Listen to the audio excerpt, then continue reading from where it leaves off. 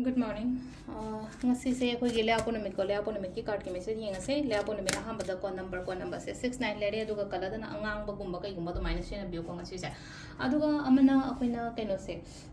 kai haini chak thongba da hapa ya ba je red color ki chawa ya ba pot ha se red color ki chawa ya ba de beetroot ni khangde combination bani khangde kadang ma che da ma kai ma to mai taraga ado Tuesday numit se ko hadi do and don'ts kumba hai tar ko tawgoda ba tawroida ba harasne ko akoina Tuesday sung sai gi Saturday den han ta hotre kholo dregan haraga dile apon me su cleansing gumbai process gumba to boko pa shu kai te ko aduga amana ngasai gi samon sen khatang pisa pithok ta boko ta bana ta leba bu ji yaraga di ko pisa pithok kono ko mingon da pisa pithok ta ba hai ga pot chai lei budi dum pi de budi le ko sida hang pa ya ba ko hai di pot chai lei ba su ya da bra na pot chai lei budi ke shu kai ke ko ado ngasai hai di pisa oina ko su mingon da pi ba do kai no mi na ha ko matam da hai di ke no ma ngasi low ge bu wai ge bu hai ra so samna da interaga hai ta adum ba da hai di mingon da pithok kono ha bane ko adu dum le re ko aduga leba pokpa gi oina sum akoina tawba ya ba khopa ya ba haraga den se haje gi do cleansing gumba tawba khopa ma admai taro ya ko aduga pole bi do chakhum gi leina ko hadi gas stove gumba leiba kai gumba khoi gi chimney gumba leiba ko po ketang mai ga relate over pot ko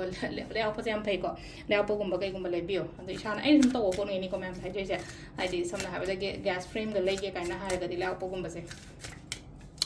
ado ahambada ko card hum ko thok chara ke ko card hum se dagi amma khanbira se card number 1 card number 2 aduga card number 3 ko ahamba ani shuba hum se ko ahamba khan ring se ko ahamba khan ngai ge na message se kai no hai matam day of romantic proposal and highlight ko sida ko hadi sida lain hadi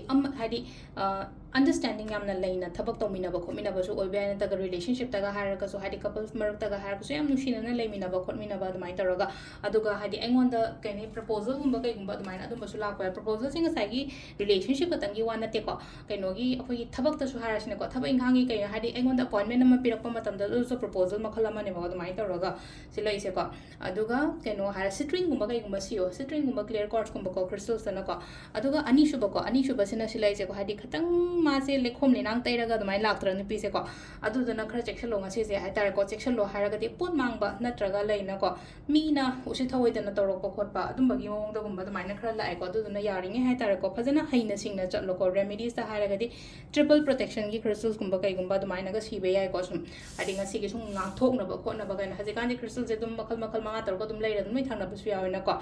aduga ahum su je pakhat pakhot pakra phawani ko ngasi je isada pressure